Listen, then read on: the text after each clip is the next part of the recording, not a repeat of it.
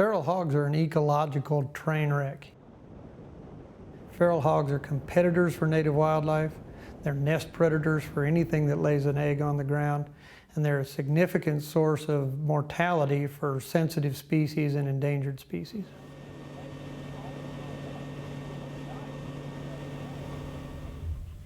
Ossabaw Island is just over 25,000 acres, of which less than half is high ground. The wild pig removal program on Ossabaw Island uses trapping, hunting, and dogs to remove the wild pigs. We do 7 hunts each year. 5 of those are deer and hog hunts, and 2 of those are hog-only hunts. Combined with the hunts and the technicians we have out here removing hogs, we remove between 2,500 and 3,000 hogs annually. Prior to Ossabaw Island's wild pig removal program, sea turtle nests were depredated at a rate of over 30% annually. Today, sea turtle nests on the beaches of Ossabaw are depredated at a rate of less than 5% annually.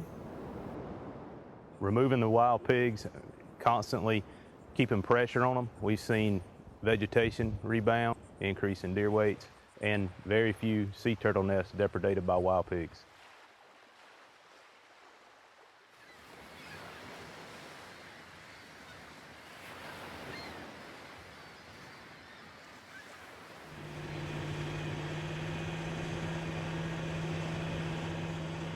One of the increasing problems we have here in Mississippi as far as agricultural damage and forestry damage are wild hogs in our state.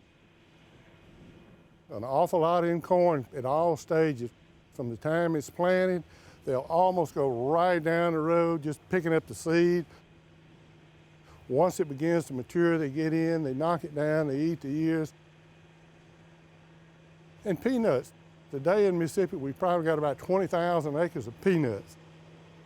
Hogs love peanuts. We have a rifle in the tractor cab. I've learned the hard way. You drive up to them with a tractor, and you sitting there with nothing but a pocket knife to throw at them. We've learned to just keep the rifle in the tractor. They will root up corn seed. They'll root up peanut seed. They'll just go right down the road digging them up. But now you can see where they paw up the plants, eat the peanuts off, and in the process, the plant dies when they pull the taproot out of the ground. These peanuts need harvesting. I just haven't got to them yet. These will be harvested for green peanuts. We had problems here back in the spring, but we were able to control them by harassment and traps to get a stand of peanuts. And it seems like if the peanuts can ever get out of the ground and growing, they'll leave them alone for about 100 days. So initially they want to root up the seed. But if we can get past that point, get a stand, even with corn, they'll generally leave the crop alone for a period of time until they have something to eat. We're standing in an area that I would say was at least 50% damage here on this part of the field. In the spring, when they root up all your seed and you have to replant, you can consider that a 100% loss. And we have lost entire fields. They may not dig up every seed, but they dig up the vast majority of them. You just well off to replant.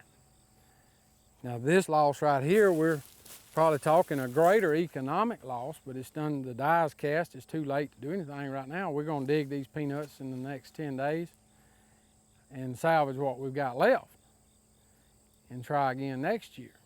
But we ultimately are gonna have to control the hogs. They're not leaving until there's nothing left for them to eat.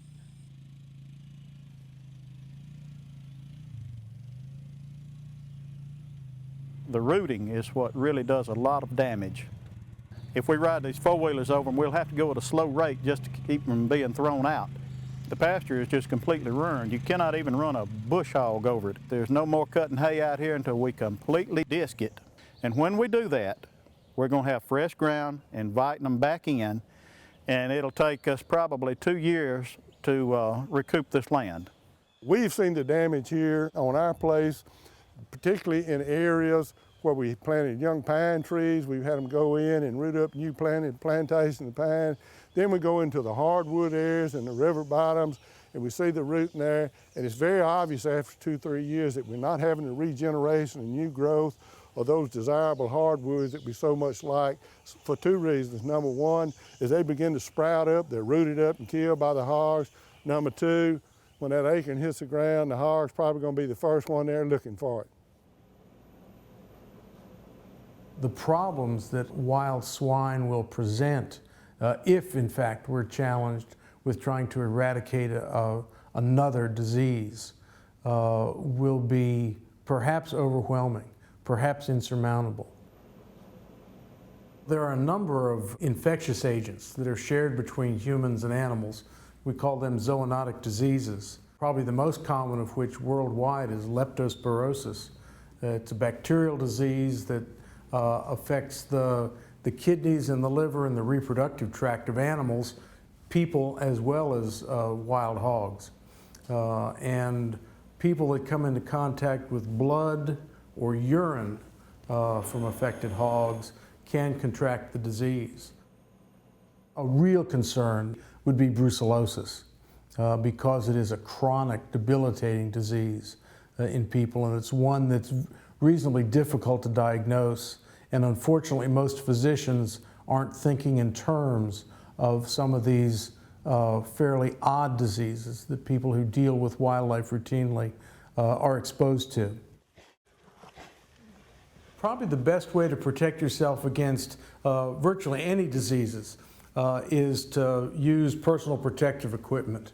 If you're a hunter and dressing swine, wearing plastic gloves is a great idea. There are a couple of rules of population medicine, and one is that most problems are introduced. So by moving wild pigs around, we never quite know what diseases or conditions we may be introducing to an area. And it doesn't necessarily have to be in the pig, it may be on the parasites that are on the pig. Both ticks and mites and lice can transmit diseases around. So the threat to either other wild animals in an area, to our domestic animals that may inhabit a field that these wild swine may be in, really pose a great risk of introducing diseases into an area that haven't been there in the past. There are a number of diseases that are shared between what we call cloven-hoofed animals. Pigs have two main toes that they walk on, like cattle and like deer. A major concern are some of the foreign animal diseases, the vesicular diseases they're called. Foot and mouth disease is probably number one on the list. Foot and mouth disease was eradicated in the United States in 1929. It cost us tens of millions of $1929 to get rid of that disease. And that's a disease that a number of years ago occurred in Great Britain.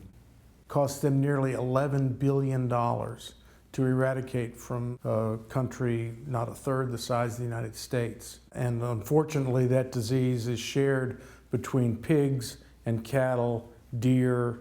So if it became reintroduced in the United States, it could be extremely difficult, even if it were possible, to clean out the United States of this disease once again.